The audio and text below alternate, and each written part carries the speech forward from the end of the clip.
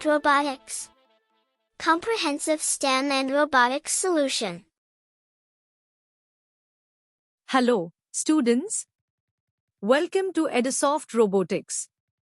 In this tutorial, we are going to create a touch alarm using a buzzer, an LED, an NPN transistor, a battery, and a breadboard.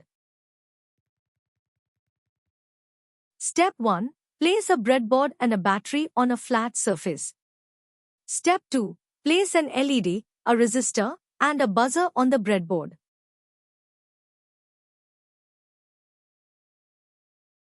Step 3. Connect the positive legs of the buzzer and LED to the positive power rail of the breadboard.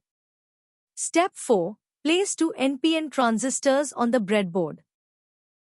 Connect a resistor to one of the transistors as shown here. Step 5. Connect the collector leg of one NPN transistor to the negative leg of the buzzer and LED, and the base leg to the emitter leg of another transistor.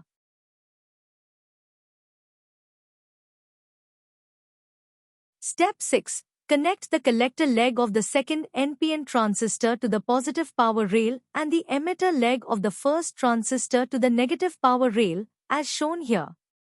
Step 7. Connect the breadboard's power rails to the battery's positive and negative terminals. Step 8. Take 2 jumper wires. Connect one to the second transistor's base leg and the other to the positive power rail of the breadboard.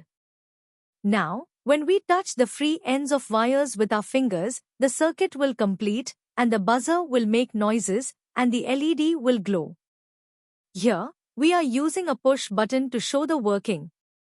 Now, click on Start Simulation to see the circuit in action.